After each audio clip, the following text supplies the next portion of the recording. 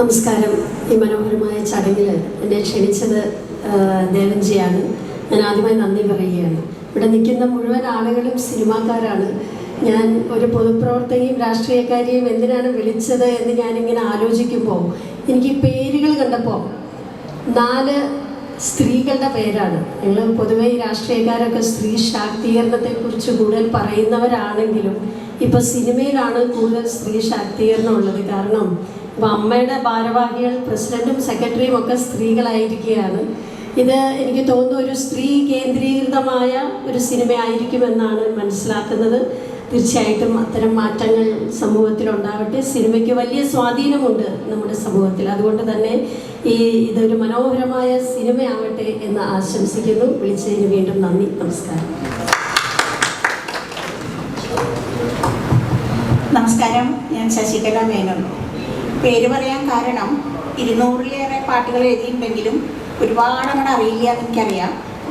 ദേവരായ മാഷൊപ്പം, രവീന്ദ്ര മാഷൊപ്പം, അതുപോലെ ഏറ്റുമർ sir, Rajamani sir, Vidyadhara മാഷൊപ്പം 56 പാട്ട് ചെയ്തിട്ടുണ്ട്.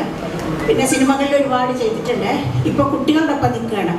ആര്യാദയാല്, മിഥുൻ, സിത്താര അവരുടെയൊക്കെ ബാൻഡ്സിൽ എഴുതി വന്ന് നിൽക്കുകയാണ്.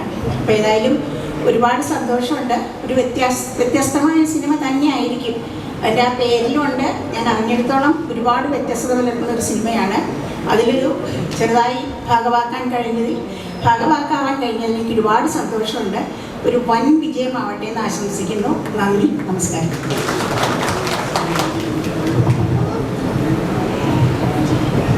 എല്ലാവർക്കും നമസ്കാരം. ഇന്ന് വളരെ സന്തോഷമുള്ളൊരു ദിവസമാണ്. സാധാരണ ഹാള് വലുതും ആളുകൾ കുറവുമാണ്. ഇന്ന് ആള് ചെറുതും ആളുകൾ കൂടുതലുമായിപ്പോയി. അത് അവരുടെ കുഴപ്പമല്ല, അവരുടെ ബന്ധങ്ങളാണ്. ഒരാളുടെ പടമല്ല, 4 പേരുടെ പടമാണ്. 4 ദിക്കിലേക്ക് പോകുമ്പോൾ അറിഞ്ഞവരും വന്നവരും പോണവരും ഇഷ്ടമുള്ളവരും എല്ലാവരും കൂടി ഇടിച്ചു പൊളിച്ച് വരും. ഒരു പൂജയും കൂടി വെക്കേണ്ടി വരും എന്നാണ് എനിക്ക് തോന്നുന്നത്. അത്രയും ആളുകൾ പുറത്ത് നിൽപ്പുണ്ട്. ഇവിടെ ആൾ കൂടിയത് കൊണ്ട് കുറച്ച് ഒരു വഴിയിൽ നിൽപ്പുണ്ടെന്നാണ് അറിഞ്ഞത്. പക്ഷെ എന്നാലും മനസ്സുകൊണ്ട് അവരെല്ലാവരും ഇവിടെയുണ്ട്. പെണ്ണുങ്ങളുടെ പേരിലാണ് സിനിമകൾ വന്നെങ്കിലും ചെയ്യുന്നത് ആൺകുട്ടികളാണ്. അവർ 3 പേര് മിമിക്രിയിൽ നിന്ന് വന്നവരാണ്. ഒരാൾ ആഡ് ഫിലിം, ഷോർട്ട് ഫിലിം, അങ്ങനെ അങ്ങനെ വന്ന ലാൽപ്രിയൻ അങ്ങനെ വന്നിട്ടുള്ളതാണ്. അപ്പോൾ അവർക്ക് അതിൻ്റെ മർമ്മവും അതിൻ്റെ നർമ്മവും ഒക്കെ അറിയാം. സ്ത്രീകളായതുകൊണ്ട് സീരിയസ് ആണോ, കരച്ചിലാണോ, തമാശയാണോ എന്നൊന്നും പറയാൻ പറ്റില്ല. സ്ത്രീ എവിടെ ഉണ്ടെങ്കിലും ഒരു കണ്ണുനീര് ഉറപ്പാണ്. വെറുതെ തമാശക്കാണെങ്കിലും വെറുതെ കരഞ്ഞ് കാണിക്കും. കാരണം ഈ കരച്ചിലെന്ന് പറയുന്നത്, കണ്ണുനീരെന്ന് പറയുന്നത് ഒരിടത്തുനിന്ന് മാത്രമേ വരൂ. അത് വരവാണ്. വിയർപ്പെന്നുള്ളത് ഒരു ചെലവാണ്. അത് എവിടെ കൂടി വേണമെങ്കിലും പോകാം. പക്ഷേ ഇവരുടെ കഥാപാത്രങ്ങൾക്ക് കണ്ണുനീരിൻ്റെ നനവുണ്ടെങ്കിലും അവരും ചെയ്യാൻ പോകുന്ന പ്രയത്നത്തിൻ്റെ വിയർപ്പ്, അവർക്കതിൻ്റെ റിസൾട്ട് അത് കിട്ടട്ടെ, എളുപ്പത്തിൽ ചെയ്യാൻ കഴിയട്ടെ. ആരോഹണവും അവരോഹണവും പോലെ കടലിലെ തിരമാലകൾ പോലെ ഉയർന്ന് താന്ന് അങ്ങനെ വരുമ്പോഴാണ് അതിൻ്റെ ഒരു സുഖം. എന്തിനും ഒരു ഉയർച്ചയുണ്ട്, ടേക്ക് ഓഫ് ഉണ്ട്, അത് കഴിഞ്ഞിട്ട് ഒരു ക്ലൈമാക്സ് ഉണ്ട്.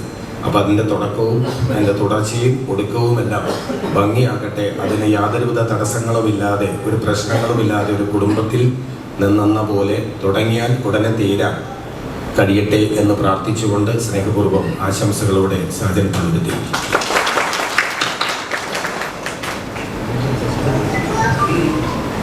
എല്ലാവർക്കും നമസ്കാരം. സാജു, ഷിജു, പ്രശാന്തും ലാൽപ്രിയനൊക്കെ വളരെ അടുത്ത സുഹൃത്തുക്കളാണ്. ഇവരുടെ ഈ ഒരു സിനിമ ഒരുപാട് കാലമായിട്ട് അവർ അതിൻ്റെ ചർച്ചകളും കാര്യങ്ങളൊക്കെ ആയിട്ട് നടക്കുകയായിരുന്നു. അപ്പോൾ അതിൻ്റെ ഒരു റിസൾട്ട് ഈ സിനിമയ്ക്ക് ഉണ്ടാവും. അതുകൊണ്ട് തന്നെ ആദ്യമായിട്ട് അവർക്ക് എല്ലാ വിജയാശംസകളും നേടിയാണ്. സാജേട്ടൻ പറഞ്ഞ പോലെ 4 ഗടാഗടിയന്മാരായ ചെറുപ്പക്കാരെന്ന് പറയാമല്ലോ, ചെറുപ്പക്കാരെ 4 സ്ത്രീ, അതൊരു പ്രാധാന്യമുണ്ട്. 4 സ്ത്രീ കഥാപാത്രങ്ങൾക്ക് പ്രാധാന്യം നൽകിയിട്ടുള്ള സിനിമയാണ്. അത് എന്തായാലും നമ്മുടെ സമൂഹത്തിന് വലിയ മെസ്സേജും ഒക്കെ നൽകുന്ന സിനിമയാണെന്നാണ് ഞാൻ മനസ്സിലാക്കുന്നത്. സിനിമയ്ക്ക് എല്ലാ ആശംസകളും. Thank you. നമ്മുടെ പ്രിയപ്പെട്ട പ്രദീപേട്ടൻ ഇവിടെ ഉണ്ട്. പ്രദീപേട്ട വേദിയിലേക്ക്.